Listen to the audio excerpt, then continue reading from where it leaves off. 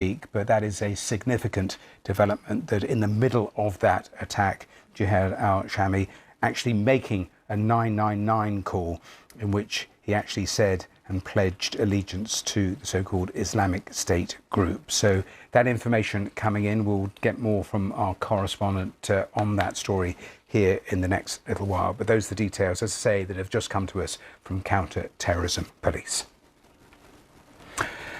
Now, the Prime Minister, Keir Starmer, is in India today on a two-day trade mission to the business capital, Mumbai. He's already been talking business and Bollywood, announcing a major deal for 3 new Bollywood movies to be made here in the UK. And coming up in the next few minutes in our business news, we'll hear from a Mumbai-based entertainment journalist with more reaction to that visit. So Keir Starmer talking about the business interests and cultural ties, extending that. A lot of those political elements of the discussions that will happen tomorrow with Narendra Modi. But today he has started in Mumbai and started in Bollywood. Also, I just want to give you an idea of what is coming up in the next 30 minutes, because we're looking again at Traitors, Celebrity Traitors, that starts here in the UK a little later on our TV screens. I'm here to win. I don't know what beasts lie within me. Let the games commence.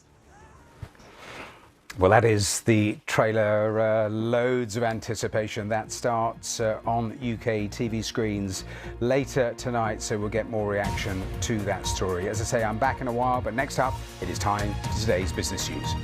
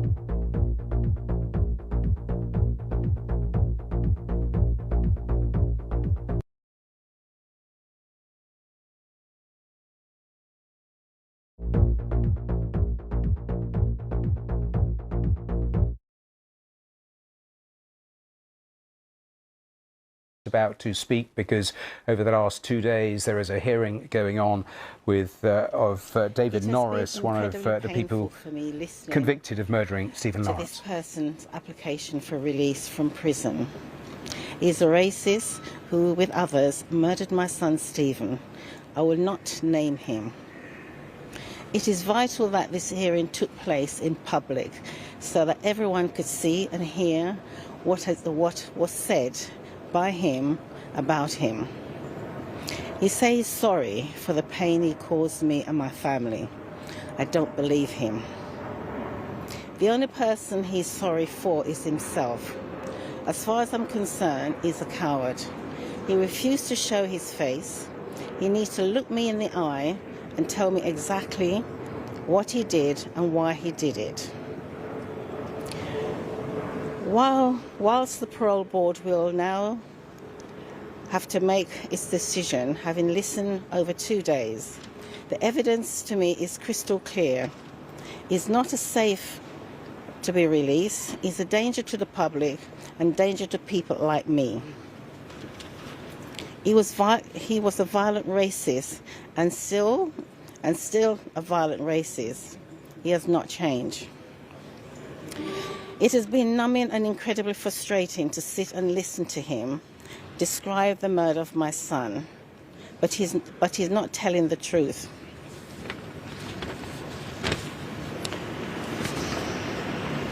He was and remains a liar. Only if he tells the full truth can anyone, including me, start to think he's truly sorry. If he was truly sorry, he would tell us the whole truth, and I was hoping and believing that might happen over the last 2 days.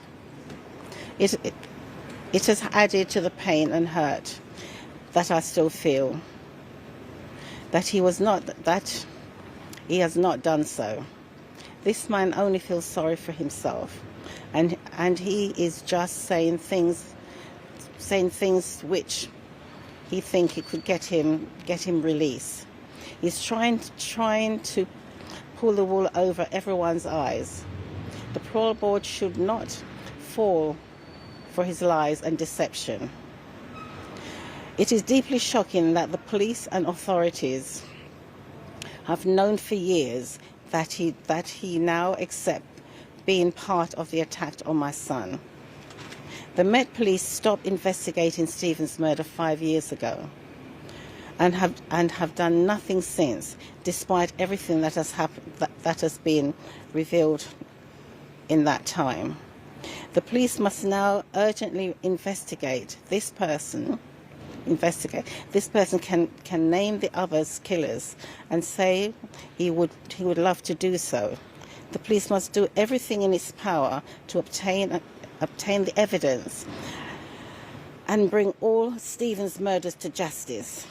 This man owes me the truth, and the Met owes me justice.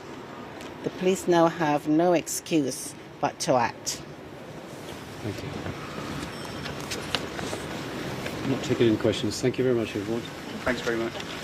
Well, Doreen Lawrence ending that statement, not taking questions, but absolutely clear where she stands, having sat there through the last 2 days of this parole hearing. And she said what she wants him to look her in the eye and tell her what he did and why he did it.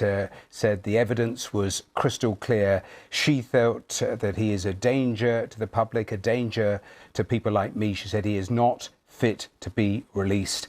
And he said if he was truly sorry, he would tell the whole truth. And what she means by that is, of course, despite that admission of his yesterday that he was involved in that attack, he still refuses to name the 4 other suspects and what they did. And of course, there only have been 2 convictions. David Norris is one and Gary Dobson is the other. So a really clear position there from Doreen Lawrence in terms of what she has heard in that parole hearing. Well, Daniel De Simone is our correspondent who's been at that hearing for the last couple of days. And Daniel, the crux of what Doreen Lawrence was saying there is that she doesn't accept that he is sorry and is saying that he's not safe to be released, and also hasn't given those crucial details she has spent decades trying to find out.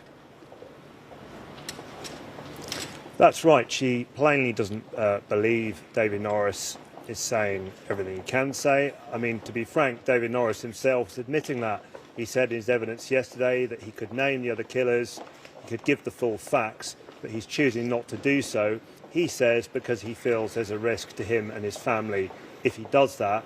Baroness Lawrence, in a statement delivered here just a few moments ago, saying the police have known for years that he accepts being part of the attack.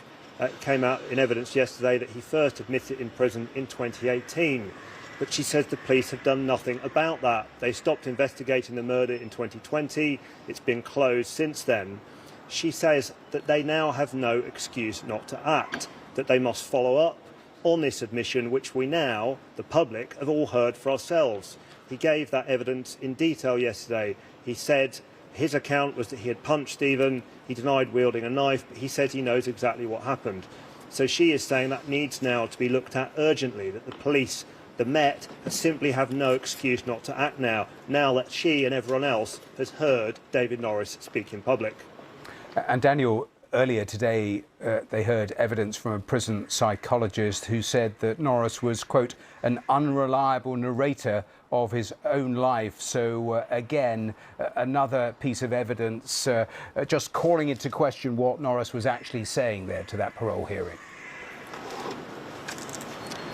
That's right. That prison psychologist spent about 9 hours interviewing David Norris. His recommendation is that Norris is not safe to be released, should also not be moved to an open prison, that he should remain within a closed prison for now.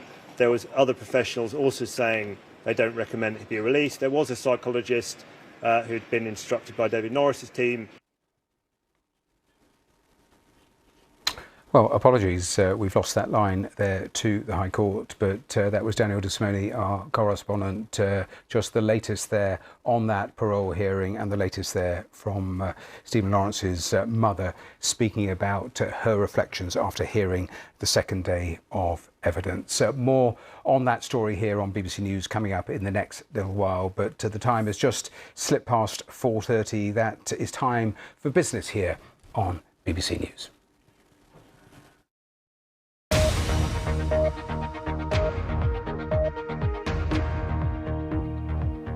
Hooray for Bollywood. India's film industry takes a starring role in UK Prime Minister Sir Keir Starmer's trade mission to India. But he says a new visa agreement with the country is not part of the script. In a twist, Italian pasta makers warn huge tariffs on exports to the US may be indigestible. And always believing in gold. Prices for the precious metal reached just over $4,000 for the very first time. We ask why investors always return to it and how long before the shine wears off. A warm welcome to Business Today. I'm Mark Lobel in London. And our first story comes from London, where the Prime Minister Sir Keir Starmer travelled earlier this morning in order to take one of the largest trade missions from the UK to India. Now, it was a delegation of more than 125 British businesses, including Rolls-Royce and BP, and cultural leaders described it as the UK's largest trade mission ever. In July, both countries signed a free trade agreement after 3 years of negotiations. The UK government said that the deal will boost the British economy by $4.8 billion a year. Sir Keir Starmer has been keen to rule out more UK visas, as I said, for highly skilled Indian workers, saying it's not part of the plan. That's despite calls from a delegation of business leaders and universities who are pressing the UK, of course, to take advantage of this gap left by the US on these visas aimed at attracting high skilled international talent. But there was some good news for them. 3 Bollywood blockbusters will be made in the UK from next year. Expected to create over 3,000 jobs and bring in some serious earnings alongside the stardust. Well, let's describe this a bit more with the film critic Rohit Kilani, who joins us now from Mumbai. Rohit, there you are. Rohit, how big a deal is the diaspora model for Bollywood? This, Mark, is a big deal, because Yash Raj Studios, the studio where the Prime Minister visited, is one of the biggest studios in India for Hindi movies. It's an old and established studio. It's now run by the second generation of the family that's been making love stories and shooting them all over UK and Europe. It is a big deal because they've announced 3 movies. What we don't know are the nitty-gritties of this, that is just a welcome letter and an open invitation and some permissions enough for filmmakers to shoot there, because from my understanding that doesn't seem like enough of an invite, because when it comes to permissions, there are big filmmakers like Karan Johar who have already shot outside the British Museum, the most difficult places in the UK. Hrithik Roshan, one of India's biggest superstar, has shot in Singapore on Orchard Road, a crowded road which was closed for him. So they get the permissions, but what is the real deal? What are the discounts? What are the taxes where they can save? These are the things that have still to come out. But there's a big prize, isn't there? Yash Raj had this huge hit, DDLJ, when Raj met Simran and the film toured European capitals. Could they recapture that success? Everybody wants to recapture that success, but only if it was that easy. That happens once in 30 years.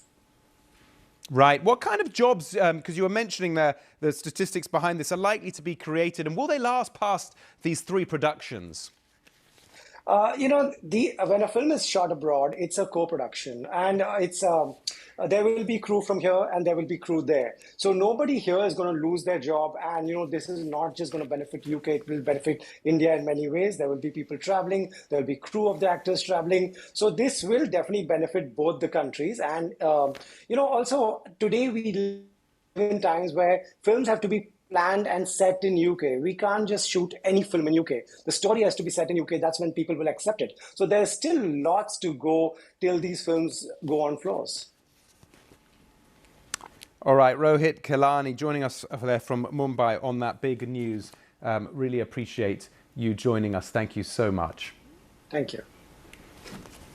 Now, uncertainty is here to stay. That's the verdict of IMF boss Kristalina Georgieva, who has been speaking in the past hour. She said while overall the global economy is doing better than expected, she says more needed to be done to tackle things like the growth of public debt in more developed economies, and stressed that the full impact of the US's tariff regime is yet to be felt properly. Well, our very own Michelle Fleury is in New York.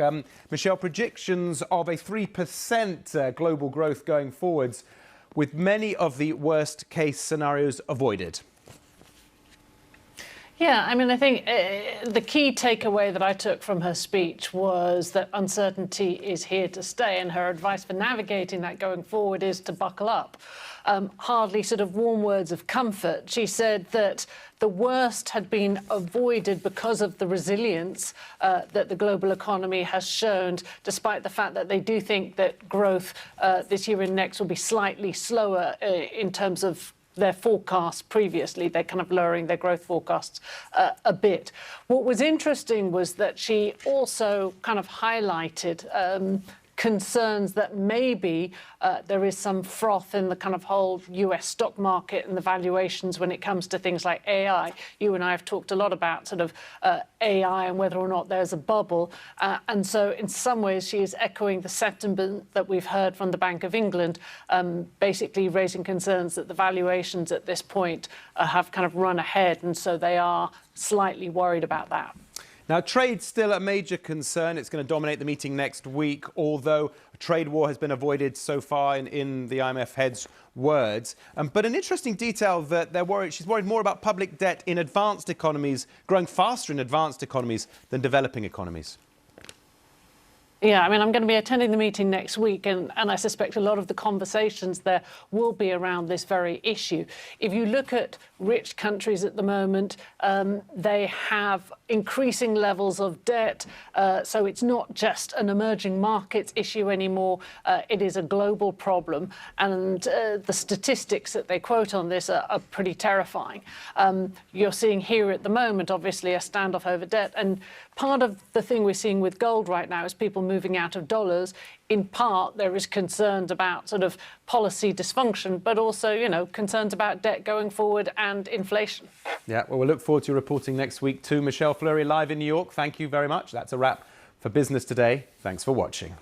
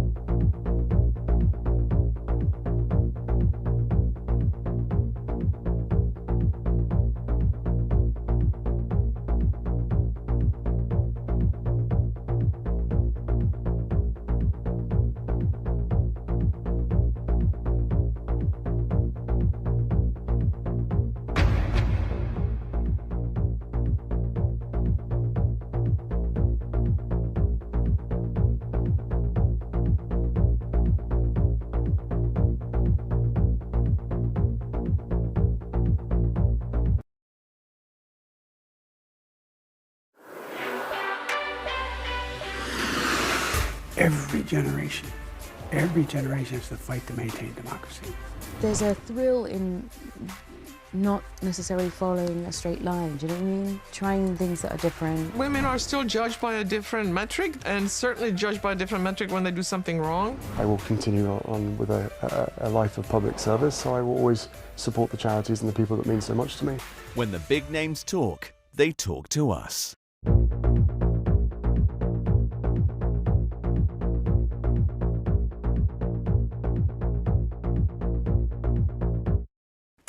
Welcome back to BBC News. Let's turn to the Conservative Party conference here because the Conservatives say they can save £47 billion by cutting welfare, foreign aid and the size of the civil service. Money they'd use to pay down the deficit and reduce taxes under a new golden rule that was announced by the party leader Kemi Badenoch on the last day of the party's conference today. Well, BBC Verify's Tom Edgington has been looking at whether the sums add up. Kemi Badenoch wants to bring in a tax and spending golden rule, arguing the Conservatives are the only party with a plan to get the economy back on track. But do her numbers and the assumptions behind them really add up? Under the Tories' proposed rule, whenever the government makes savings, half the money would go on cutting the deficit, with the rest going on growth-boosting measures, including tax cuts. Now, the deficit is the annual gap between tax revenue and public spending. Last year, it stood at £146 billion. Now, that's equivalent to 5% of the UK economy. Now, the Labour government already has its own fiscal rules, and the deficit, as you can see here, is forecast to fall in the years ahead. But in order to keep meeting its rules, there's an assumption that tax rises will be needed in next month's budget. Now, the Conservatives, by contrast, want to cut the deficit faster, with an emphasis on spending cuts. They've unveiled plans to reduce spending by £47 billion across several areas, including welfare, civil service, foreign aid and border reforms. Firstly, almost half of the savings would come from welfare. However, economists have told BBC Verify there is too little detail to say if the Tories' £23 billion cuts package, which will be just under a sixth of the forecast benefit bill in 2029, is credible. For example, the party wants to stop benefit payments to people with what they call low-level mental health conditions, like ADHD. However, the party hasn't spelled out how many people currently on benefits would no longer receive them. Secondly, civil service reform. Now, the party wants to cut the workforce by 132,000. That's about a quarter of its current size. That would save £8 billion a year, according to the party. While the government can set civil servant levels at any level it wants to, the Conservatives haven't said where the axe would fall. Now, civil servant jobs include probation officers, job centre staff and HMRC officials. So there's a question whether frontline services could be impacted. Now, the Tories also want to make cuts to foreign aid, taking it from 0.3% of national income to 0.1%, generating £7 billion. Now, researchers say this number is credible, but the exact saving depends on how quickly the economy grows. Finally, under its border plans, the party says ending hotels to accommodate asylum seekers and removing anyone who arrives illegally would save at least £3.5 billion.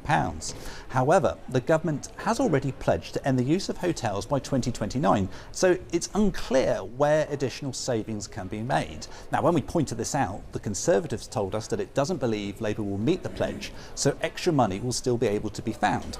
Now, furthermore, a massive ramping up of returns would require more agreements with other countries to be in place, and without them, there would be no mechanism to remove people. Now, overall, the party believes these proposals are politically attractive, but without more detail, it's hard to judge exactly what level of savings they might generate. It stresses that it has made cautious commitments. Well, that's the latest analysis from BBC Verify. Let's return to the speech we heard at conference from the Conservative Party leader. Our chief political correspondent, Henry Zeffman, was actually watching. This was his analysis. It's the question that's hung over Conservative Party conference all week. Can Kemi Badenoch find a way to cut through the increasingly multi-party noise of politics. And other party leaders during this party conference season have decided to approach that multi-party era by attacking Reform UK and Nigel Farage. Well, for Kemi Badenoch's part, she barely mentioned him at all, actually literally just once as part of a list of other party leaders. She focused instead on developing her own positive policy agenda. And the big policy, as you say, came towards the end of the speech. Let's hear what she said. Conference, stamp duty is a bad tax. It is an unconservative tax. The last Conservative government cut stamp duty for thousands of home buyers. But now we must go further. We must free up our housing market, because a society where no one can afford to buy or move is a society where social mobility is dead. So I have looked at the stamp duty thresholds to see where we can change them. I have looked at the rates you have to pay to see if we can lower them. I have decided that we can't, because that simply wouldn't be enough. Conference, the next Conservative government will abolish stamp duty on your home.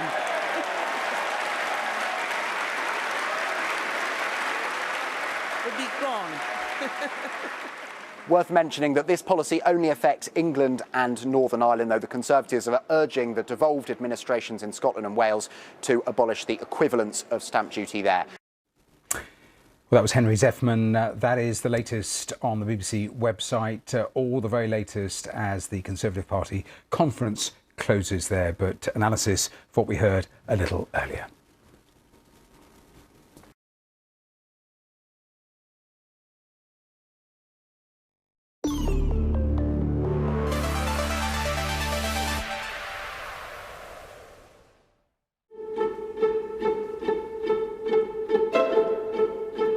Founded in the 1920s as the research arm of the Bell Telephone Company, Bell Labs became known as the Idea Factory, a place where scientists, engineers and mathematicians were given the freedom to experiment.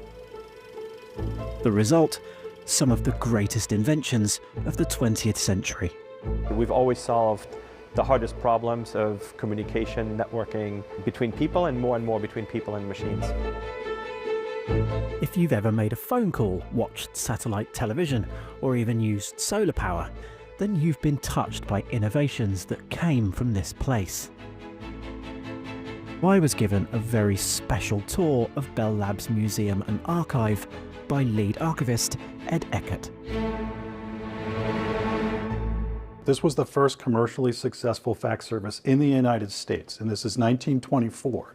And the quality was so good, it made it a successful product. The image here was made from a negative from this, and you can see it's a high quality image. The technology behind this, the real reason we went for this is because we wanted to use the phone network for more than just voice. So the next idea is, could we use it to transmit images? And that's why this was a commercial success. This is a television. This set was used for a demonstration of the first long-distance broadcast of a video signal from Washington, D.C. all the way to New York. Goodness me. It's bigger than my TV. Actually, I tell the kids this was the first big screen TV. This is the first transistor invented at Bell Laboratories all the way back into 1947. Wow, and without this, so much of modern technology wouldn't exist as we know it. This revolutionized all electronics, and today in your cell phone, typically you might have 15 billion transistors. That's incredible. That's crazy that something so unassuming can be so transformative. This got us one of our 10 Nobel Prizes. But what's Bell Labs cooking up now? One of the wildest concepts under development? Lunar cell networks. NASA wants to put humans back on the moon. Bell Labs wants them to have 5G. So tell me a little bit about this here. What is it? So this is what we call a network in a box. It's basically your entire cellular network in something that looks like a small pizza box. This same unit was recently deployed to prove that we can build a cellular network and deploy and operate this on the lunar surface. So there's one of these on the moon right now? There's one of these on the moon right now. There's a couple of other elements. This is what I would call a lunar smartphone. It doesn't have a screen, doesn't have a keyboard because it wasn't intended for astronauts, like this rover that's built by Lunar Outpost. And this is the communication module. Hold it. Yes, of course. Wow. Oh wow, it's quite heavy. That goes into the rover, and it connects to the cameras and the scientific experiments that are on the rover and sends it to the lander, and from there it's transmitted back to Earth. Why do we want a cell phone network on the moon? There are no people there.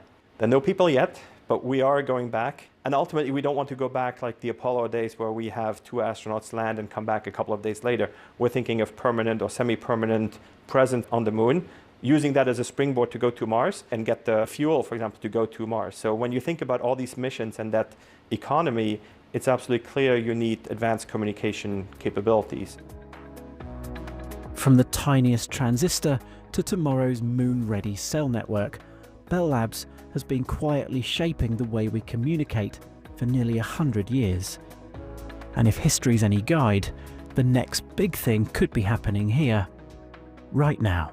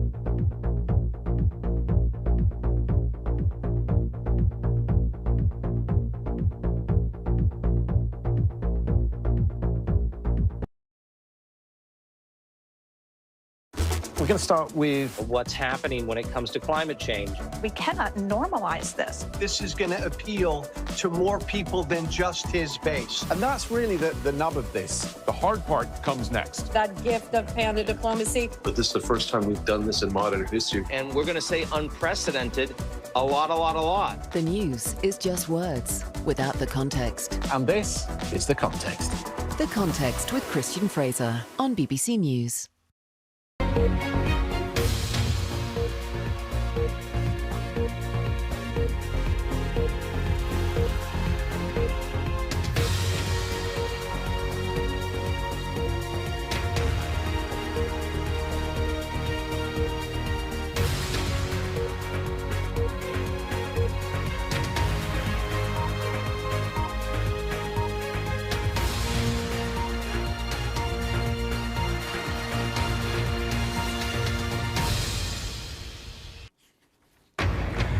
Live from London, this is BBC News.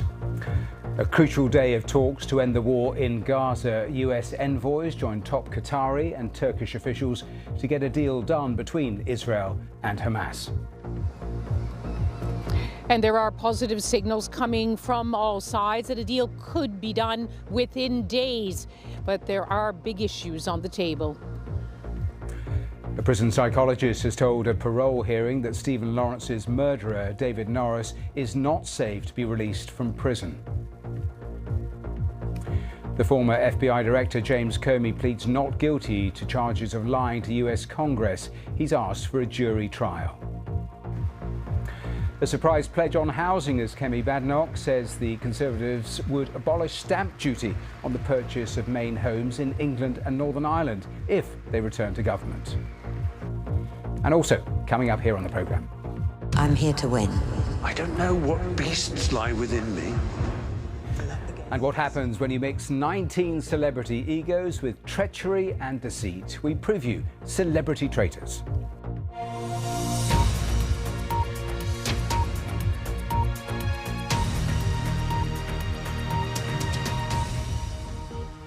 Hello and welcome to BBC News. The US Special Envoy Steve Witkoff and Donald Trump's son-in-law Jared Kushner are taking part in crucial talks in Egypt on President Trump's plan to end the war in Gaza. They're joined today by Qatar's Prime Minister and Turkey's intelligence chief, as well as the Israeli delegation and Hamas, for what is expected to be a key day of indicating whether progress can be made. So let's go live once again to our chief international correspondent, Lise Doucette. And Lise, is there any word emerging about any progress that's being made? Matthew, it does seem from all sides that progress is being made. Very significant, very slow, but there is a sense in which a deal is now tantalizingly close. That's what we're hearing from Israeli sources, from Palestinian sources, from the mediators. And we do know, because President Trump continues to say it, that from Washington and through his envoys who are now on the ground in the Egyptian Red Sea resort of Sharm el-Sheikh, he's putting pressure on the teams to get the job done. So it is an agonizing wait for the families of the Israeli hostages, for Palestinians in Gaza. They know they've been told they've been close so many times before, but this time feels different. But for more than 2 million Palestinians in Gaza, they are caught between the fatigue of living through this bruising war and cautious hope that the end could soon be in sight. So many Palestinians have had to move time and again as frontlines shifted in the Gaza war. And the destruction of their homes and neighborhoods has had a profound impact on individuals, but also on the social structures which kept these communities together. Our Middle East correspondent Lucy Williamson has been working with colleagues in Gaza to hear the stories of a few families who lived in one residential block in Gaza, to find out more about the pressures on families who've been forced to move time and again. To one-year-old Haneen, the sight of a city fleeing seems normal. The only home she's known is her father's arms. Her 6 siblings and their parents are camping in this empty apartment in the west of Gaza City. Their old house and neighborhood in Bet Lahia totally flattened Nothing left. During the bombing, I get the kids away from the windows and make the kids sleep here. This is our safe corner. We stay here until morning while I'll hold them and keep them calm. Shaukat and his family now live in Ramal, a frequent target of Israeli assaults. They live on the first floor of an apartment block known as the Skeik building. Once used by the American school next door, it's now home to an ever-changing stream of displaced families. The day our cameraman visited, the Israeli army was warning residents to leave. Shaukat feeds the warning leaflets to the fire. The constant displacement, he says, is not only straining families, but family ties. The family has split. My mother and sister are both now in the south, sleeping on the street. I'm here in Gaza City, constantly moving. 4 months ago, my brother went missing. We are all stranded in different places. 3 floors above Shaukat is Hadil, with her husband and 3 children. It's the 12th place they've moved to since the war began. Their old home, too damaged to live in, is less than a mile away. The people who were here before us left because it was so dangerous. Shrapnel sometimes hits the walls here, but still better than a tent.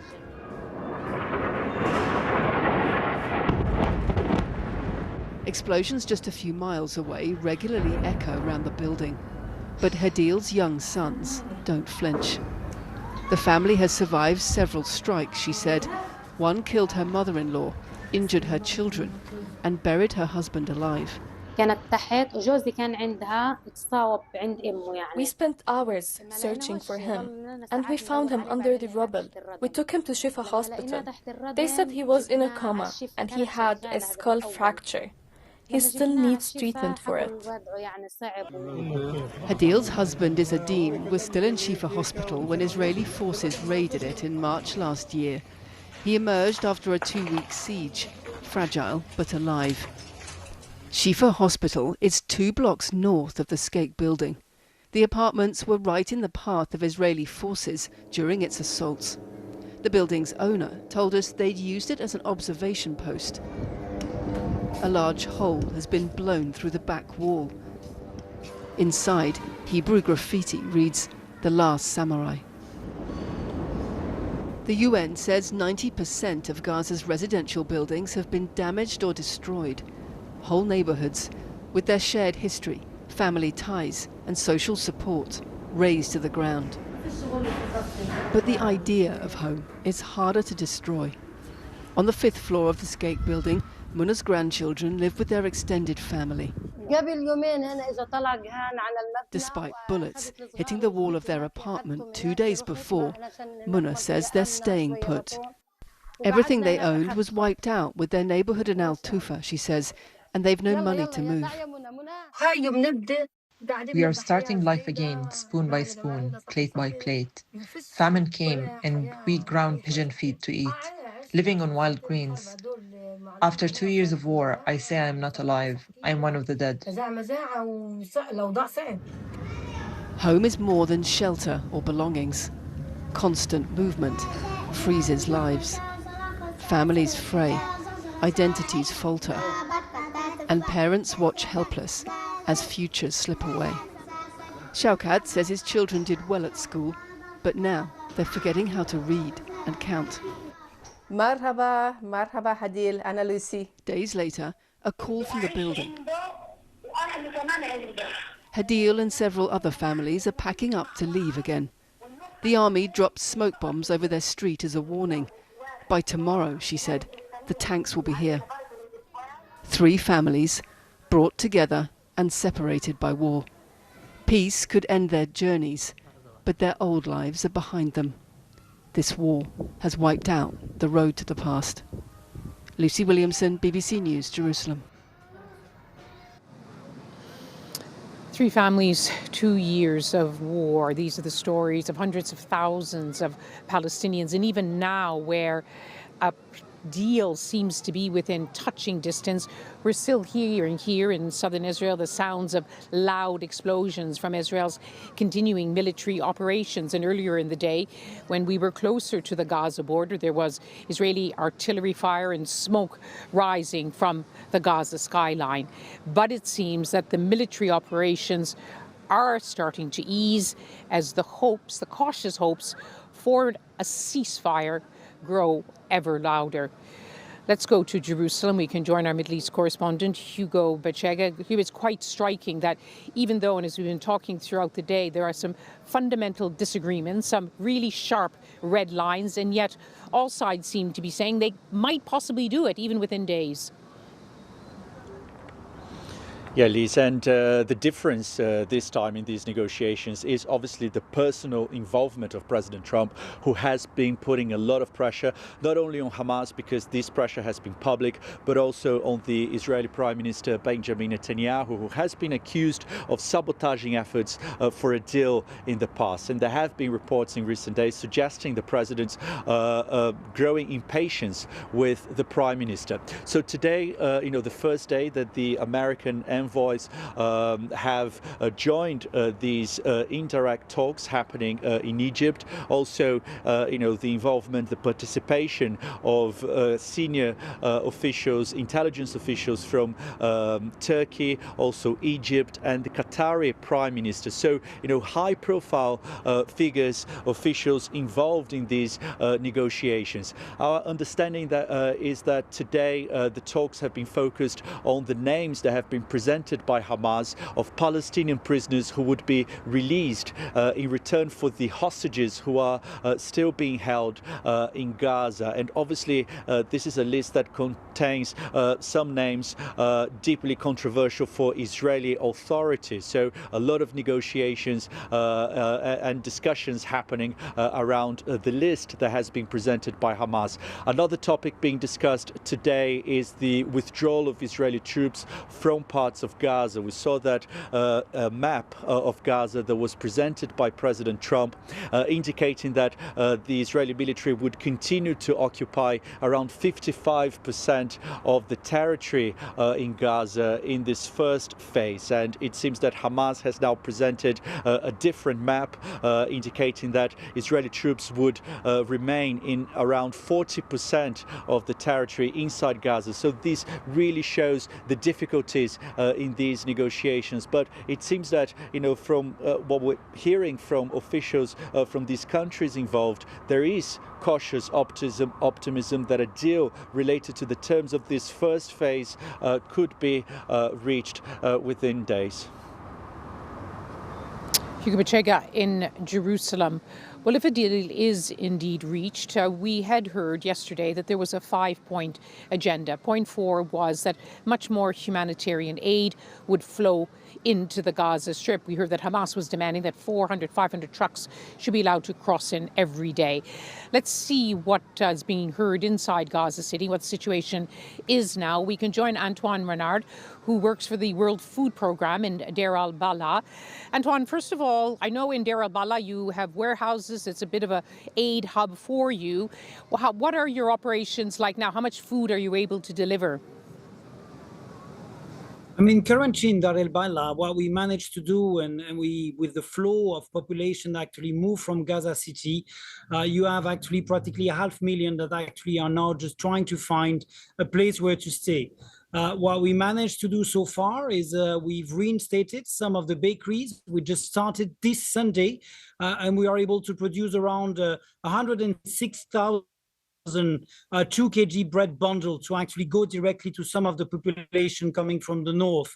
We've managed also, and it's a small success, but to reinstate some of the nutrition coverage that we have for some of the pregnant and breastfeeding women, and UNICEF is supporting them with, the children below 5 facing severe acute malnutrition.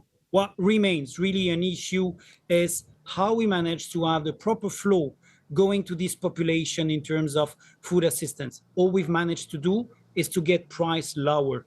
We managed to do a bit of digital payment for the weakest one. But what about the one in Gaza City? You have more than 300,000 people there that are now struggling once again, and I was there on Monday. And what do you expect? Let's say that a deal is done, which includes the delivery of more aid. What would be your operations? How much involvement would the United Nations family be allowed to have in this distribution? Sorry, I couldn't hear you fully on the question. Apology for that. The internet is a bit weak.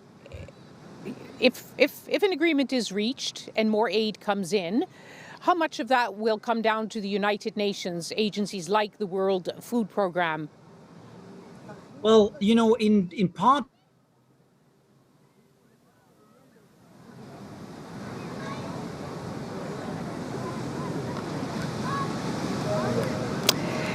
the internet in Gaza, sometimes it's cut off, and sometimes, like tonight, it flickers in and out. There was Antoine Renard of the World Food Programme working in these very difficult circumstances in Deir el-Balah. It's a central band of the Gaza Strip where there were some military operations earlier this year.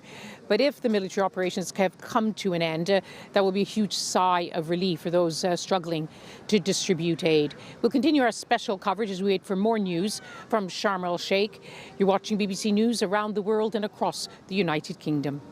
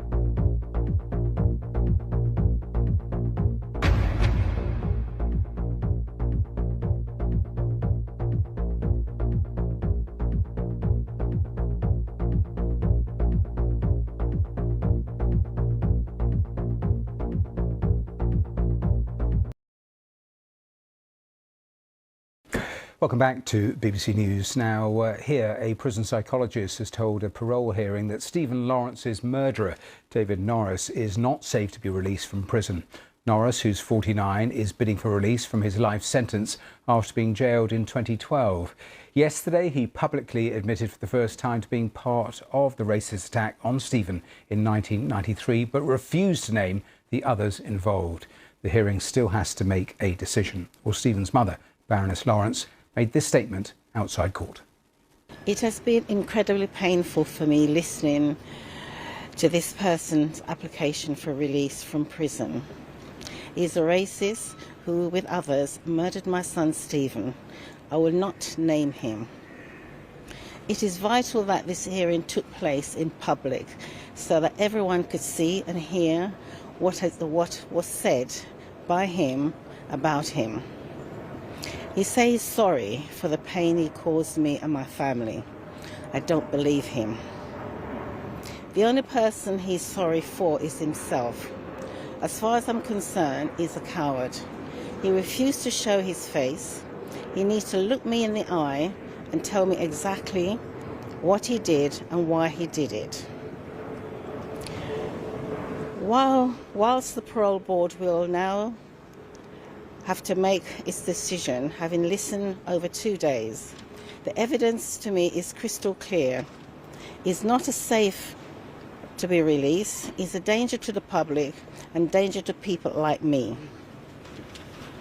He was a violent racist and still a violent racist. He has not changed. Well, listening to that was our investigations correspondent Daniel De Simone, who's been monitoring all those events at the court. This was his assessment. She plainly doesn't believe David Norris is saying everything he can say. I mean, to be frank, David Norris himself is admitting that. He said in his evidence yesterday that he could name the other killers, he could give the full facts, but he's choosing not to do so. He says because he feels there's a risk to him and his family if he does that. Baroness Lawrence, in a statement delivered here just a few moments ago, saying the police have known for years that he accepts being part of the attack. It came out in evidence yesterday that he first admitted in prison in 2018. But she says the police have done nothing about that. They stopped investigating the murder in 2020. It's been closed since then.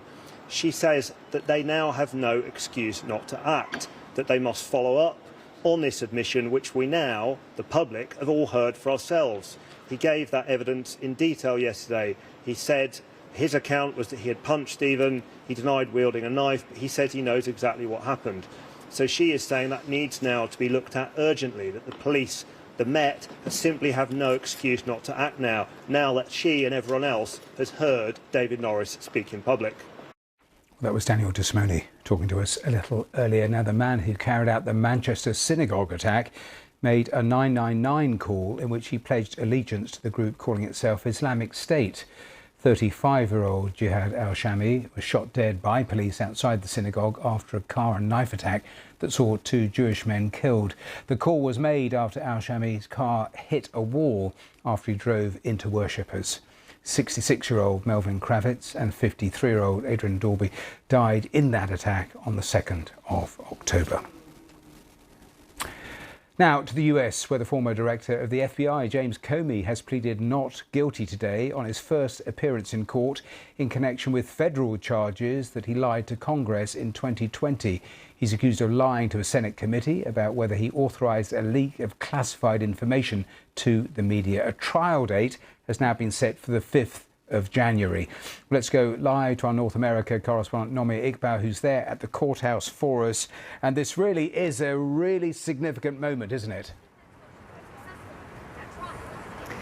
It is. James Comey's appearance here is a culmination of huge efforts by President Trump to target him, to go after him.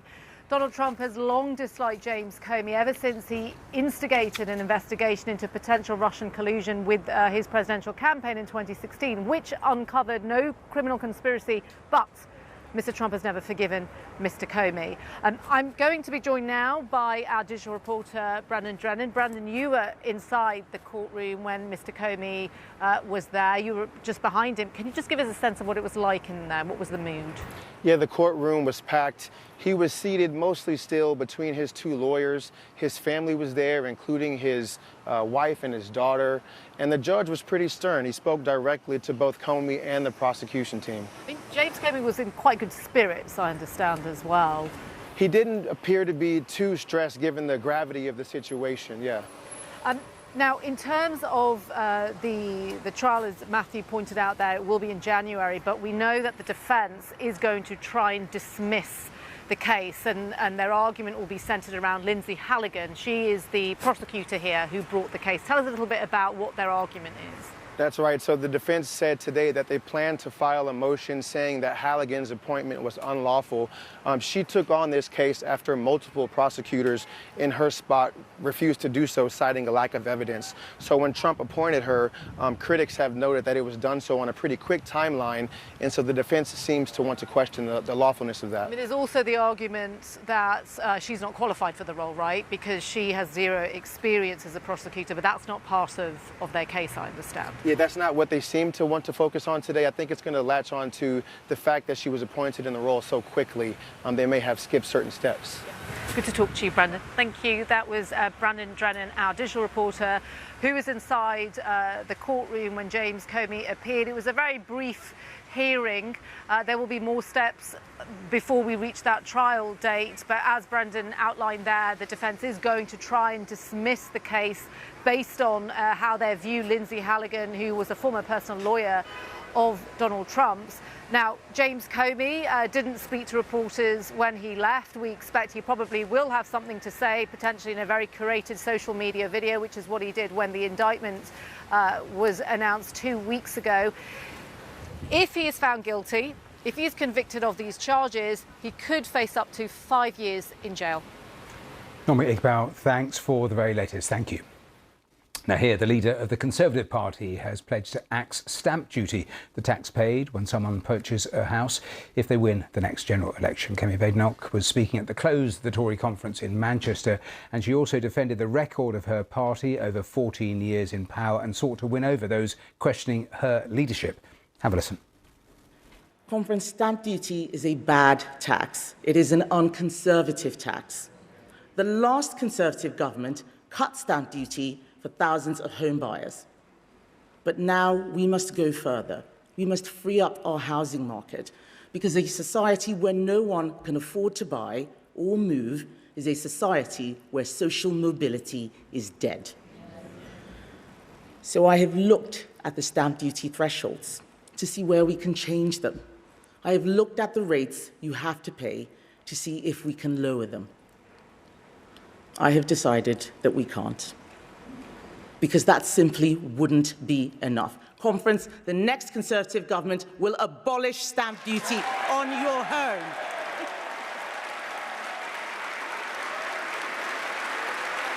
It'll be gone. Well, that was the Conservative Party leader at conference. I want to show you the live pictures because we've been looking at the situation in Illinois. Of course, Donald Trump asking for the National Guard to be sent in. Texas sending National Guard troops. That it's a reserve army base you're looking at. And of course, hugely controversial because, of course, those Democrat states are saying there is no lawlessness, as the president is saying, and no need to send in the National Guard. We'll hear in the next 30 minutes the thoughts of Joe Walsh, who stood as a Republican candidate in the 2020 presidential run-up. So his thoughts on that story a little later in our programme. Also here in the next half hour, we'll be talking celebrity traitors. Within me. Let the games commence. Well, 19 contestants, celebrity traitors, starting there in the UK. Later on this evening, we'll have a look at the various celebrities involved and get the thoughts of a journalist at Radio Times who've been talking about the huge global reach of that programme. All of that are coming up here in the next few moments. Don't go away.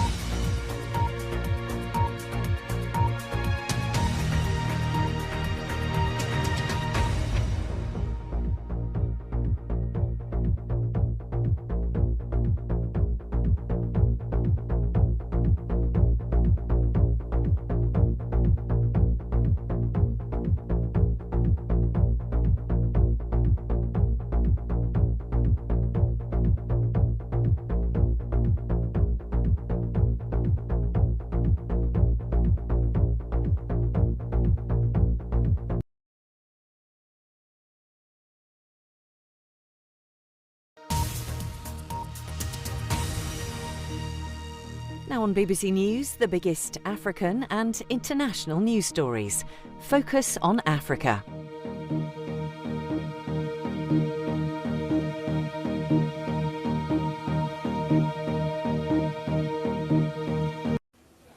Coming to you live from Nairobi, this is Focus on Africa on BBC News.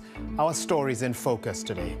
Ethiopia accuses Eritrea of preparing for war as tensions grow over sea access.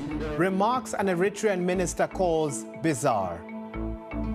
Meanwhile, it's back to the streets for the youth-led protest movement in Madagascar after they rejected dialogue proposed by the president. And also, coming up in the program, the trial of 2 farmers accused of killing 2 black women on a farm continues in South Africa after they pleaded not guilty. For me, that looks like it was defeating the ends of justice, but we'll have to see how this case goes and hope justice prevails. And habari gani? Well, Swahili speakers will know what that means. How are you? We'll tell you why it will soon be heard in Somali classrooms.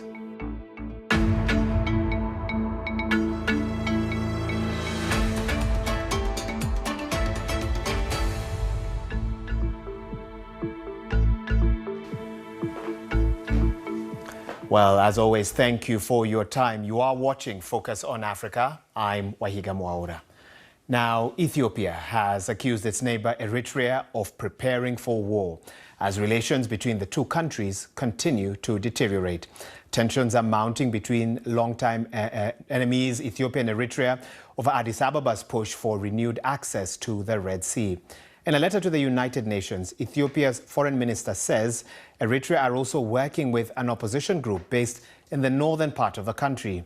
He told the UN Secretary General that the collusion between the Eritrean government and the Tigray People Liberation Front has become more evident over the past few months. Now, Mr. Gideon alleged that Eritrea was funding, mobilizing and directing armed groups in Ethiopia's Amhara region, where militia known as Fano have been battling the federal government. This row is also based on Addis Ababa's long-term desire for sea access. Ethiopia, a landlocked country, wants to use the Assab port, which is in Eritrea. It served as its main trade gateway in the past until it lost it legally after Eritrea's independence from Ethiopia. This was back in 1993. Up to now, Ethiopia has been using the port of Djibouti for the vast majority of its imports and exports. Well, Eritrea's information minister warned that Ethiopia's maritime quest could ignite a conflict in the region by going against people's rights. Now, earlier on, I spoke to Dr. Bijune Yimenu, a lecturer in comparative politics at Queen's University, Belfast. And I began by asking him if this war of words could lead to real conflict. This, verbal rhetoric hostility has been going on for years because Isaias was not happy that the federal government made a peace deal with the Tigray Liberation Front. And on the other side, Tigray Liberation Front has been accused of colluding with Isaias Afwerki's regime. Why would the leader of Eritrea be unhappy with a peace deal? Just doesn't make sense. Because Isaias Afwerki benefits from a fragile, weak Ethiopia.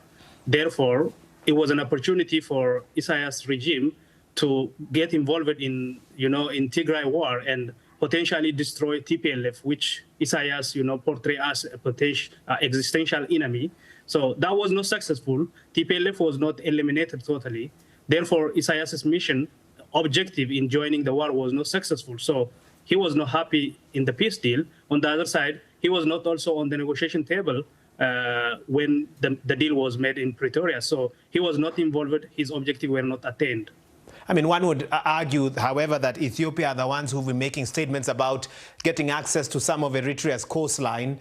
What do you make of that? That it is Ethiopia who have made quite some statements seeming to show that they are keen to get access to Eritrea's coastline. This, repeated statement by the Ethiopian government is not, positively taken by the Eritrean government as well, because they see Ethiopia's pursuit of access to the sea as a potential threat to invade Eritrea and take over the port of Assab. And they have a good reason to suspect that, because Ethiopia claims that port of Assab were constructed by their own money, and port of Assab become, Eritrea's part and Ethiopia become landlocked because of political and subtle systematic, activities carried out by former TPLF leaders, including the late Prime Minister Meles Zenawi. So when you see Ethiopia writing to the United Nations, is it a strategic warning? Is it a call for international support?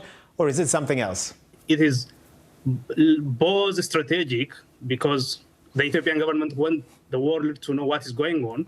And in case the conflict, full-scale conflict, started, this is a kind of warning for the international community as well to understand the background situation, and Ethiopia might, carry out a military offensive to avoid a potential, unavoidable conflict. And when you see, how Eritrea have responded in the past, what do you anticipate they will do moving forward? Do we see them, retaliating in one way or the other, a diplomatic pushback, or even, possible military action? What might happen on their end as Eritrea?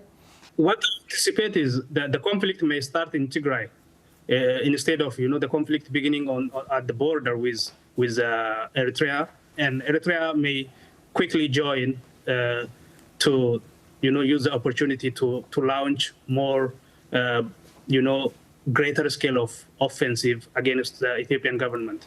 So what would a peaceful resolution look like? One that takes into account what's happened in the Tigray region and resolves it, and any historical differences, and also the question of Red Sea access. With all those factors in mind, what would a peaceful resolution look like? And who needs to come in to help these nations sort of walk that journey?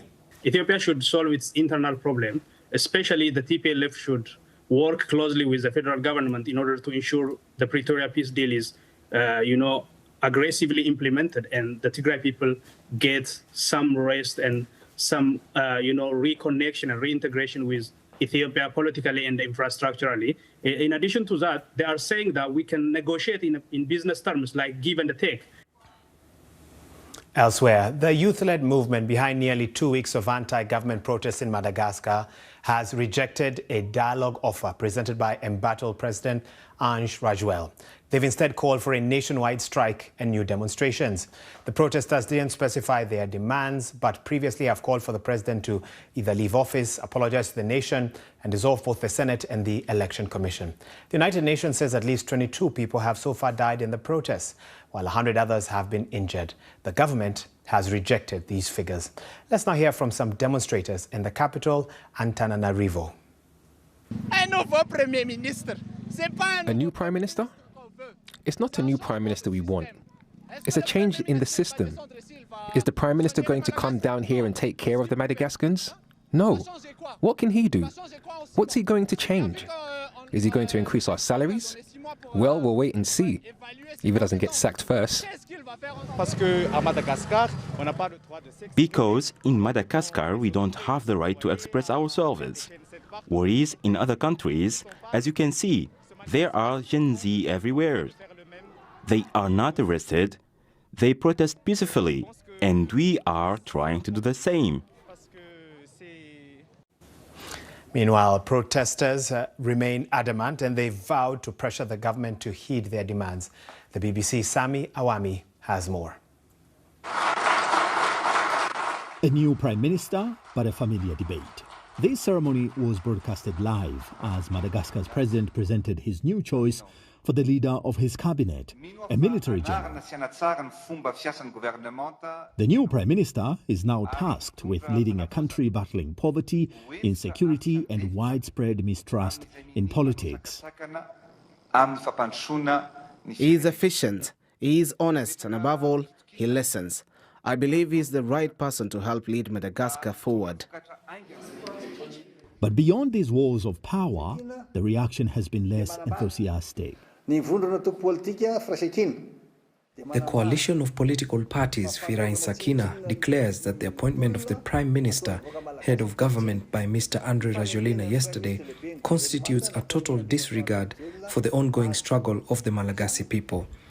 Consequently, the coalition condemns and considers null and void the appointment of the Prime Minister made by Mr. Andre Rajoelina on Monday, October 6, 2025.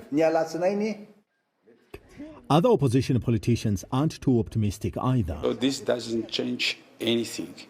And this is not the concern of the population of Madagascar. And this is not the voice of the youth who doesn't have hope anymore for their future. And as they dismiss this appointment, they continue to throw their weight behind youth demonstrations. It's clear that the president is trying to resolve the ongoing crisis. He has invited young demonstrators to dialogue with him. He has held several consultations meetings with various groups of the population, and now he has appointed a new prime minister. However, there's a real skepticism among many Malagasy people that we have spoken to who wonder, can a military general truly resolve deep-rooted civilian issues? Many ordinary people here doubt that their welfare will be a priority. Once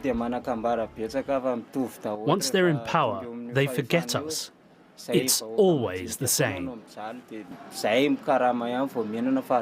With the cost of living high and institutions under pressure, the Prime Minister enters office with strong words of endorsement from the President.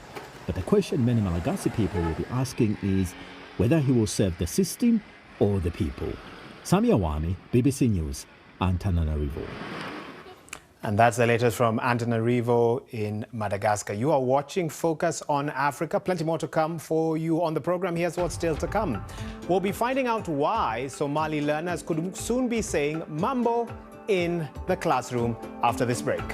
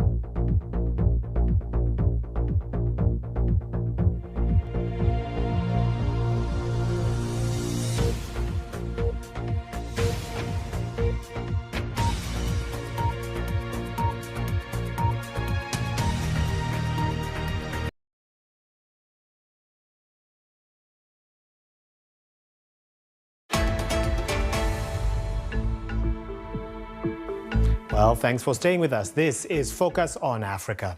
Now, in South Africa, a white farmer and his former employee have pleaded not guilty in court to the murder of two black women, Maria Mahatu and Kudzai Ndlovu, were shot dead in August last year while walking on a farm near Polokwane in the northern province of Limpopo. Their bodies were then allegedly fed to pigs, apparently in an attempt to destroy the evidence. The farmer, Zachariah Olifair, has admitted firing warning shots but denies the murder charges. The trial, which resumed on Tuesday, had initially been postponed after one of the three suspects had the charges against him dropped. He's now cooperating with the authorities as a state witness. This case sparked a wave of outrage in South Africa, which still lives with the legacy of the racist system of apartheid, which officially ended in 1994. Okay. Well, let's now speak live to our correspondent, Nomsa Maseko, who joins us from Polokwane, where she's been following the trial. Nomsa, thank you for your time, as always. Maybe you could start by giving us the latest regarding today's hearing. Well, it was the second day of the trial of Mr. Olivier, and also the Zimbabwean national who is said to be an illegal immigrant here in South Africa, William Musura. And what we heard in court today was the son of Maria Makgatho, the firstborn son of Maria Makgatho, who is 23 years old, who broke down several times in court today when he explained, and told the court what transpired on the day and how he found out that his mother had been shot dead inside the pig enclosure. There were moments where the court had to adjourn a few times because it wasn't just him who was breaking down in court, but also other relatives who were seated in the public gallery as that evidence was led in court. I mean, the farmer there, Zachariah Olivier, and his co-accused have denied these murder charges. What have you been hearing so far in terms of what their defense has been or will be in the coming days? Well, they've been charged with premeditated murder of Maria Makgatho and Kudzai Ndlovu, and the state is going to rely heavily on the former accused, who has now turned state witness. They expect him to tell the court that this was pre-planned, not to say that they were particularly targeting the two women who had died, but that they were arming themselves to shoot and kill whoever was going to be inside and trespassing at the farm looking for dairy products that were actually dumped by the Clover Dairy Company for the pigs that belonged to Mr. Olivier. I mean, what do we expect in terms of how long this trial could wear on for? Well, it could be another maybe 3 weeks until the trial is concluded. We do know that the state intends to call about 20 witnesses, and the defense also has, its own list of witnesses that are going to be called, and that includes an independent ballistics analyst who is going to basically challenge what the state is saying about the firearms that were used during the killing of Maria and Kudzai Ndlovu. We do know also, as admitted by the farm owner, that hunting rifles were used when he claims that he had fired warning shots. He then said he panicked and then destroyed the firearms. The barrel, which is made of steel, was cut up, and the handle, which is wooden, was burned. So he admits that, that is what has happened. So there is going to still be a lot that is going to be said tomorrow in court, where we expect that the two investigating officers are going to be testifying. Remind us once again, Nomsa, how South Africans reacted when some of the details of this tragic event came to light, so to speak, and how they are responding now to this ongoing trial. Well, South Africans are very angry about what has happened, even more so the fact that the murder charges have been denied by the two accused, even though they do admit that they fired warning shots and that they destroyed the weapons that they used. So there's a lot of expectations when it comes to this case. A lot of South Africans believe, in fact, that the farmer should remain in jail and serve a life sentence because of the victims that were killed. At the same time, there are other groups who represent white Afrikaner farmers who say that the farmer acted in self-defense because of alleged farm murders that take place in various farms across the country. And finally, very briefly, if you can, there have been some media reports that it was 3 individuals that were working on that farm and not 2. Are you able just to clarify for us, what the reality is around that?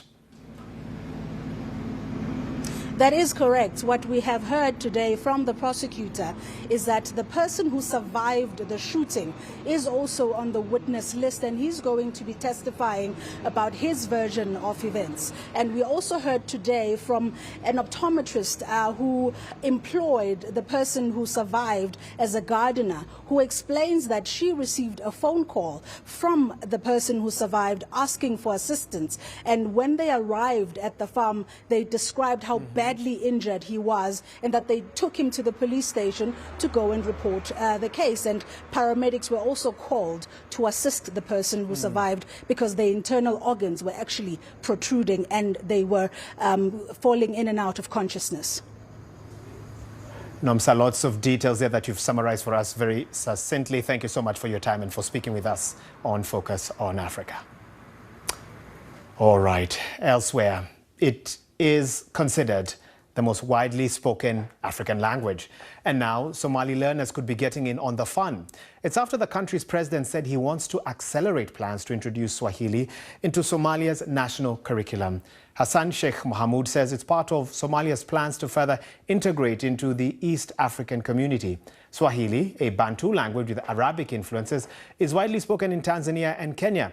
You may also hear it in some parts of Uganda, Burundi, Rwanda, DRC, Somalia, Mozambique, Malawi, Zambia, the Comoros Islands, Madagascar, South Sudan, and even as far away as Oman. Spoken by more than 200 million people across East and Central Africa, Swahili is already an official language of both the African Union and the East African community.